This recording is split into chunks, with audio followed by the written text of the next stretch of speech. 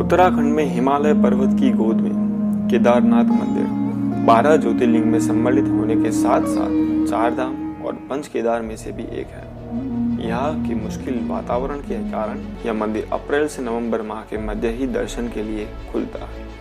कत्यूरी शैली से बने इस मंदिर के बारे में कहा जाता है कि इसका निर्माण पांडव वंश के जन्मेजय ने कराया। मंदिर 8वीं शताब्दी में आदि शंकराचार्य द्वारा बनवाया गया, जो पांडवों के द्वापर काल में बनाए गए पहले मंदिर की बगल में है। यह मंदिर अति प्राचीन है, इसे 1000 वर्ष से भी पूर्व का निर्मित माना जाता है। जून 2013 के दौरान भारत के उत्तराखंड और हिमाचल प्रदेश राज्यों में अचानक आई बाढ़ और भूस्खलन के कारण केदारनाथ सबसे अधिक प्रभावित क्षेत्र रहा। मंदिर की दीवारें गिर गई, लेकिन ऐतिहासिक मंदिर का मुख्य हिस्सा और सदियों पुराना गुंबद सुरक्षित रहा। लेकिन मंदिर का आसपास का इलाका पूरी तरह तबाह हो गया। 4 धामों में से एक धाम केदारनाथ का इतिहास बहुत रोचक रहा है। 2013 की बाढ़ में केदारनाथ के मंदिर के अलावा बाकी सब तहस नहस हो गया था। इस मंदिर के बचने के पीछे की कहानी कुछ ऐसी है कि जब बाढ़ का पानी मंदिर के इर्द गिर्द पहुंचा, तब एक चट्टान ऊपर से खिसक कर मंदिर के पीछे आ गई थी। इस चट्टान के कारण पानी का बहाव 2 हिस्सों में बट गया था और इसीलिए मंदिर बच पाया, वरना बहाव इतना तेज था कि मंदिर का बच पाना थोड़ा मुश्किल था। अब दोस्तों जान लेते हैं कि किस तरह 400 साल तक केदारनाथ मंदिर बर्फ में दबा रहा और इसका इस मंदिर पर क्या असर पड़ा। केदारनाथ मंदिर 400 सालों तक बर्फ में दबा रहा, फिर भी इस मंदिर को कुछ नहीं हुआ। इसीलिए 2013 में आई जल प्रलय के दौरान इस मंदिर की सुरक्षित रह जाने की वजह से वैज्ञानिकों को कोई खास हैरानी नहीं हुई।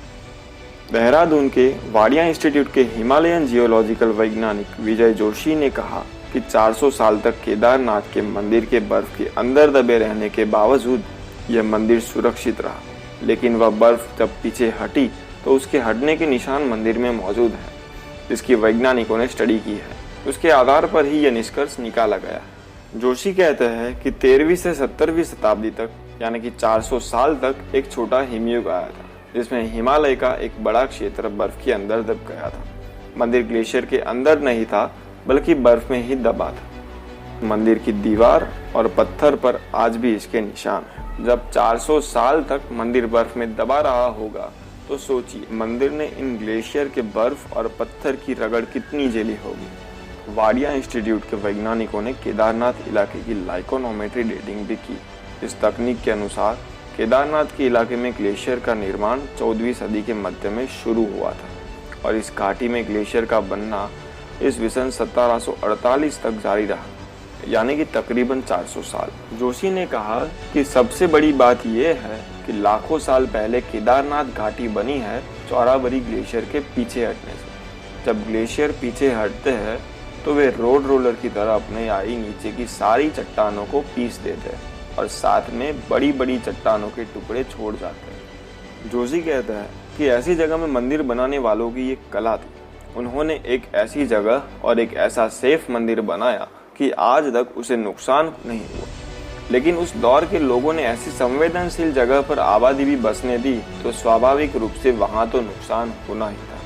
वैज्ञानिक डॉक्टर आर.के. डोभाल भी इस बात को दोहराते हैं। डोभाल कहते हैं कि मंदिर बहुत ही मजबूत बनाया गया है। 85 फीट ऊंचा, 187 फीट लंबा और 80 फीट चौड़ा है केदारनाथ मंदिर। इसकी दीवारें 12 फीट मोटी है और बेहद मजबूत पत्थर से बनाई गई है। मंदिर को 6 फीट ऊंचे चबूतरे पर खड़ा किया गया।